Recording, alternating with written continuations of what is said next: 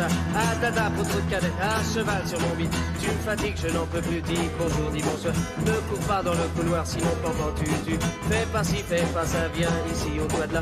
Prends la porte, sors d'ici, écoute ce... Bonjour Brigitte Fanny. Bonjour. Vous allez bien? Ça va. Alors on va effectivement parler de ce burn-out des femmes qui touchent ces femmes qui sont surchargées de travail à la maison, dans leur vie professionnelle, qui ont du mal à supporter cette situation. Je disais qu'au nom de la parité, certains hommes seront, et le petit doigt me le confirme, certainement touchés aussi par ce phénomène. Oui. Plus sérieusement, c'est vrai que ça a pris de l'ampleur, ce trouble. Oui, c'est un phénomène qui est méconnu, mais qui est en progression. C'est ce que dénoncent un certain nombre de psychanalystes, de professionnels de santé.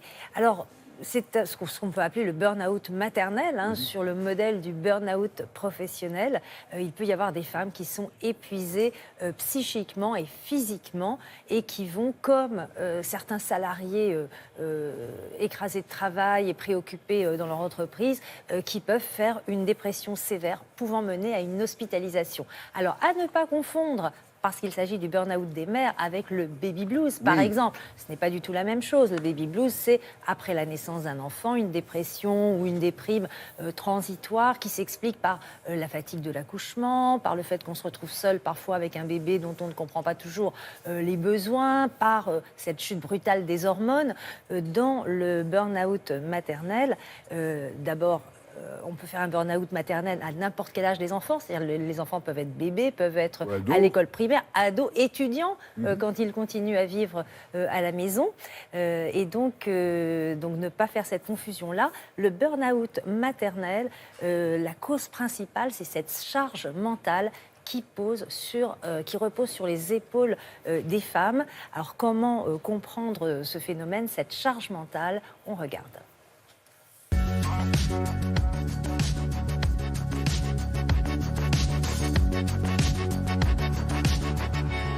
Lorsqu'une femme craque, généralement, la charge mentale y est pour beaucoup. Tout simplement parce que cette charge mentale consiste à assumer pour la femme, pour la mère en particulier, assumer toutes les responsabilités de la famille.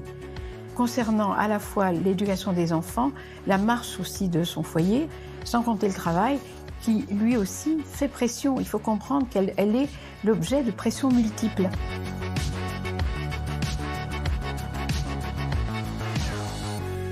J'ai fait un burn-out maternel suite à ma séparation. Mon fils est devenu très agressif et il se mettait à me battre, à hurler, à avoir des crises. Et j'étais totalement déstabilisée. Les hommes, en général, sont moins investis que leur reprochent leurs compagnes, tout simplement parce qu'ils n'ont pas eu à passer les différents stades qu'une petite fille et une femme plus tard ont à passer, savoir les remaniements physiques, les grossesses, moyennant quoi il reste de grands enfants qui passent de leur mère à leur femme avec les mêmes attentes concernant le côté matériel que leur mère assumait auparavant.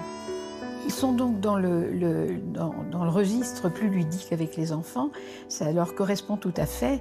Et je crois que d'une certaine manière, ça les comble. Ce qui a joué dans le burn-out, c'est le poids du quotidien.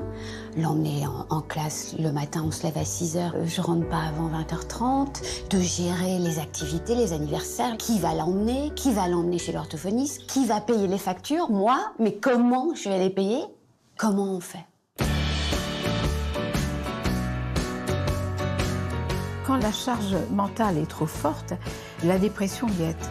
Et la dépression, c'est quoi? C'est une forme d'anesthésie affective, physique aussi, c'est-à-dire que l'impossibilité de faire front, l'impossibilité d'assumer. Et pour éviter que les femmes finissent par se déprimer pour arriver jusqu'au burn-out, il est important que les hommes prennent leur part de la charge qu'elles endossent. Et pour ce faire, il faudrait aussi que les femmes se remettent un peu en question et se demandent si elles leur laissent un espace suffisant pour s'exprimer, si elles leur font confiance. Et si toutes ces conditions sont réunies, à savoir que l'homme prend sa place et que la femme le lui permet, il y a toutes les chances pour que le risque du burn-out soit écarté. En 2 mots, il y a une parade.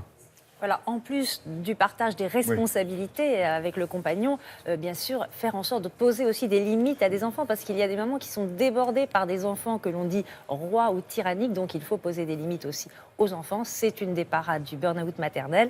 Et si vous voulez en savoir plus sur ce sujet, je vous conseille le livre de Hetty Buzyn, Quand les mères craquent, aux éditions Le Duc. Donc, c'est fini. Merci Brigitte Fanny pour ces bons conseils.